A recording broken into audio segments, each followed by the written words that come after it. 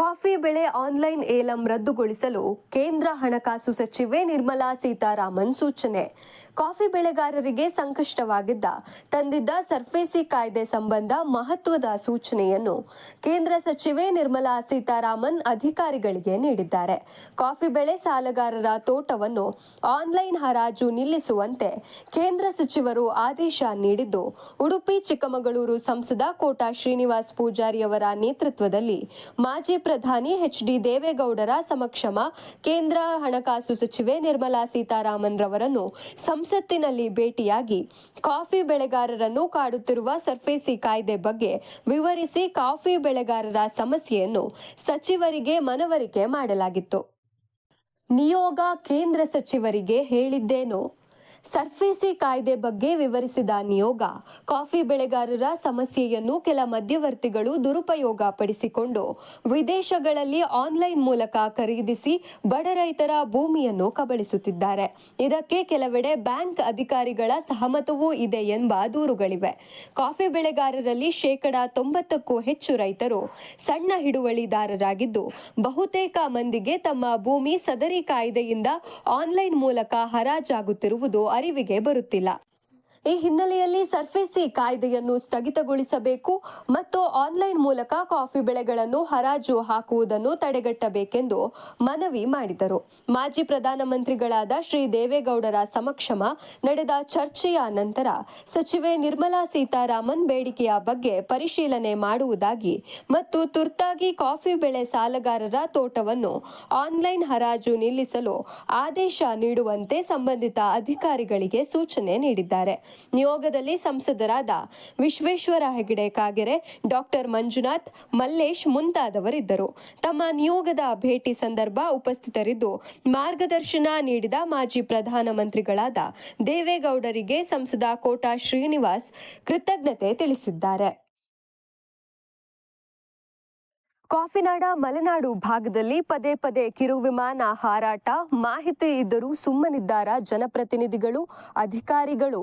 ಕಾಫಿನಾಡಿನ ಮಲೆನಾಡು ಭಾಗದಲ್ಲಿ ಕಳೆದೊಂದು ವಾರದಲ್ಲಿ 2 ದಿನಗಳಲ್ಲಿ ಹಲವು ಬಾರಿ ತೀರಾ ಕೆಳಮಟ್ಟದಲ್ಲಿ ಹಾರಾಡಿ ಜನರಲ್ಲಿ ಆತಂಕ ಸೃಷ್ಟಿಸಿದ್ದ ಅಪರಿಚಿತ ಲಘು ವಿಮಾನ ಚಿಕ್ಕಮಗಳೂರು ಜಿಲ್ಲೆಯ ಮಲೆನಾಡು ಭಾಗವಾದ ಎನ್.ಆರ್.ಪುರ ತಾಲೂಕಿನ ಬಾಳೆಹೊನ್ನೂರು, ಕಳಸಾ ಪಟ್ಟಣದ ಸುತ್ತಮುತ್ತ ಹಲವು ಬಾರಿ ಹಾರಾಟ ನಡೆಸಿತ್ತು.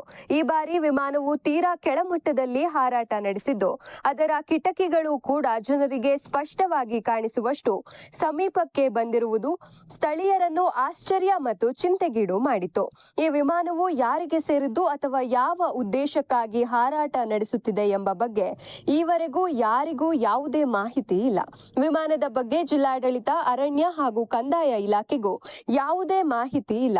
ಜೊತೆಗೆ ಬಂದೋಬಸ್ತ್ ಕೊಡಬೇಕಾದ ಪೊಲೀಸ್ ಇಲಾಖೆಗೂ ಇದರ ಬಗ್ಗೆ ಯಾವುದೇ ಮಾಹಿತಿ ಇಲ್ಲವೆಂದು ಹೇಳಲಾಗಿತ್ತು.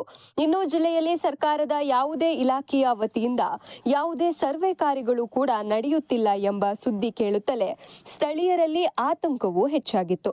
ರಹಸ್ಯವಾಗಿ ಹಾರಾಟ ನಡೆಸುತ್ತಿರುವ ವಿಮಾನದ ಪತ್ತೆಗೆ ಪೊಲೀಸರು ಮುಂದಾಗಿದ್ದರು.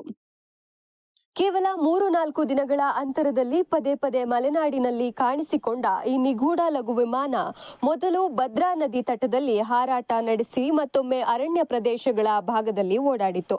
2 ದಿನವೂ ಚಿಕ್ಕಮಗಳೂರು ಜಿಲ್ಲೆಯಿಂದ ಶಿವಮೊಗ್ಗ ಜಿಲ್ಲೆಯ ಭಾಗಕ್ಕೆ ಹಾರಿದ್ದ ವಿಮಾನ ಯಾರದ್ದು ಎಂಬ ಯಾವುದೇ ಮಾಹಿತಿ ಇನ್ನೂ ನಿಗೂಢವಾಗಿತ್ತು.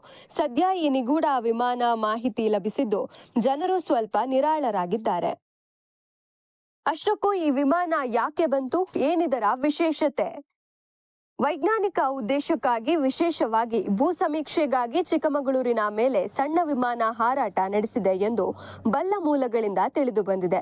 ಸೆಸ್ನಾ 208B ಗ್ರ್ಯಾಂಡ್ ಕ್ಯಾರವಾನ್ ವಿಮಾನದ ಮಾದರಿಯ ನೋಂದಣಿ ಸಂಖ್ಯೆ VH&ZKA VH ಅಂದರೆ ಇದು ಆಸ್ಟ್ರೇಲಿಯಾದಲ್ಲಿ ನೋಂದಾಯಿತ ಎಂದು ತಿಳಿದು ಬಂದಿದೆ. ಭೂಮಿ ಅಡಿ ಗಾಳಿಯಿಂದ ಮ್ಯಾಪಿಂಗ್ ಮಾಡುವ ಕಂಪನಿ ಇದಾಗಿದ್ದು, ವಿಶೇಷ ಲಕ್ಷಣ ವಿಮಾನದ ಹಿಂಭಾಗದಲ್ಲಿ ಉದ್ದ ಸೂಜಿ ತರಹ ಕಾಣುವ ಸಾಧನ ಸಾಧನವಾದ ಮ್ಯಾಗ್ನೆಟೋಮೀಟರ್ ಸ್ಟಿಂಗರ್ ಭೂಮಿ ಚುಂಬಕ ವ್ಯತ್ಯಾಸ ಅಳೆಯಲು ಬಳಸಲಾಗುತ್ತದೆ. ಮಂಗಳೂರು ವಿಮಾನ ನಿಲ್ದಾಣದಿಂದ ಹೊರಟು ಚಿಕ್ಕಮಗಳೂರು ಹಾಗೂ ಪಶ್ಚಿಮ ಘಟ್ಟಗಳಲ್ಲಿ ಸಮೀಕ್ಷೆ ಮಾಡುತ್ತಿದೆ ಎಂದು ಮೂಲಗಳು ತಿಳಿಸಿವೆ.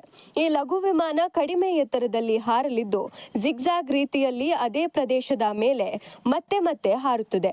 ಖನಿಜ ಸಂಪತ್ತು, ಭೂಗರ್ಭ ರಚನೆ, ಭೂಗರ್ಭ ಜಲ ಸಂಪನ್ಮೂಲ, ಇತರೆ ಮಾಹಿತಿ ಸಂಗ್ರಹಿಸಲು ಸಾಧ್ಯ. ಸಾಮಾನ್ಯ ಮತ್ತು ಅಧಿಕೃತ ವೈಜ್ಞಾನಿಕ ಕಾರ್ಯನಿರ್ವಹಿಸುವ ವಿಮಾನ ಇದಾಗಿದ್ದು ಯಾವುದೇ ಅನುಮಾನಾಸ್ಪದ ಅಥವಾ ಸೈನಿಕ ಚಟುವಟಿಕೆ ಅಲ್ಲ ಎಂದು ಬಲ್ಲ ಮೂಲಗಳ ಅಧಿಕಾರಿಗಳು ಸ್ಪಷ್ಟಪಡಿಸಿದ್ದಾರೆ. ಸಾರ್ವಜನಿಕರೇ ವಿಮಾನದ ಮಾಹಿತಿ ತಿಳಿದುಕೊಂಡಿದ್ದು ಅನುಮಾನಕ್ಕೆ ಕಾರಣವಾಯಿತು. ಅಧಿಕಾರಿಗಳ ಮೌನ. ಕೇವಲ 4 ದಿನಗಳಲ್ಲಿ ಒಟ್ಟು 8 ಬಾರಿ ಲಘು ವಿಮಾನ ಅತ್ಯಂತ ಕೆಳಮಟ್ಟದಲ್ಲಿ ಹಾರಿದ್ದರೂ ಜಿಲ್ಲಾಡಳಿತ, ಪೊಲೀಸ್ ಇಲಾಖೆಗೆ ಮಾಹಿತಿ ಇಲ್ಲ. ಆದರೆ ಕೆಲ ಸಾರ್ವಜನಿಕರು ಫ್ಲೈಟ್ ರಾಡರ್ ಎಂಬ ಆಪ್ ಮೂಲಕ ವಿಮಾನದ ಸಂಚಾರದ ಬಗ್ಗೆ ಮಾಹಿತಿ ಕಲೆ ಹಾಕಿ ಇದು ಮಂಗಳೂರಿನಿಂದ ಹೊರಟು ತರೀಕೆರೆವರೆಗೆ ಹಾರಾಟ ನಡೆಸಿ ವಾಪಸ್ ಬಂದಿದೆ ಎನ್ನುತ್ತಿದ್ದಾರೆ. ಸಾರ್ವಜನಿಕರು ಆಪ್ ಮೂಲಕ ಇಷ್ಟೆಲ್ಲ ಮಾಹಿತಿ ಕಲೆ ಹಾಕಿದ್ದರೂ ಅಧಿಕಾರಿಗಳಿಗೆ ಮಾಹಿತಿ ಇಲ್ಲ ಎನ್ನುತ್ತಿರುವುದು ಅನುಮಾನ ಮೂಡಿಸಿದೆ. ಈ ಹಿಂದೆ ಕಸ್ತೂರಿ ರಂಗನ್ ವರದಿ ಬಫರ್ ಝೋನ್ ಮಾಡುವ ವೇಳೆ ವೈಮಾನಿಕ ಉಪಗ್ರಹ ಆಧಾರಿತ ಸರ್ವೆ ನಡೆಸಿ ವರದಿ ತಯಾರಿಸಿದ್ದು, ಇದೀಗ ಪುನಃ ಇದೇ ಮಾದರಿಯಲ್ಲಿ ಯಾವುದೋ ಸರ್ವೆಗೆ ಲಘು ವಿಮಾನ ಬಳಕೆ ಮಾಡಿರಬಹುದು. ಅಧಿಕಾರಿಗಳು, ಸಂಸದರು, ಶಾಸಕರಿಗೆ ಈ ಬಗ್ಗೆ ಗೊತ್ತಿದ್ದರೂ ಯಾವುದೇ ವಿಷಯ ಹೊರಹಾಕುತ್ತಿಲ್ಲ. ಅರಣ್ಯ ಇಲಾಖೆಗೆ ಈ ಬಗ್ಗೆ ಖಚಿತ ಮಾಹಿತಿ ಇದ್ದು, ಆದರೆ ಇಲಾಖೆ ಮಾಹಿತಿ ನೀಡುತ್ತಿಲ್ಲ. ಈ ಬಗ್ಗೆ ಸಾರ್ವಜನಿಕರಿಗೆ ಸ್ಪಷ್ಟನೆ ನೀಡಿ ಮಾಹಿತಿ ನೀಡದಿದ್ದಲ್ಲಿ ರೈತ ಸಂಘಟನೆಗಳು ಜಿಲ್ಲಾಡಳಿತದ ಎದುರು ಪ್ರತಿಭಟನೆ ನಡೆಸುವುದು ಅನಿವಾರ್ಯ ಎಂದು ವಿವಿಧ ರೈತ ಸಂಘಟನೆಯ ಸದಸ್ಯರು ಆಕ್ರೋಶ ವ್ಯಕ್ತಪಡಿಸಿದ್ದಾರೆ. N4 ನ್ಯೂಸ್, ಇದು ನಿಮ್ಮ ಧ್ವನಿ.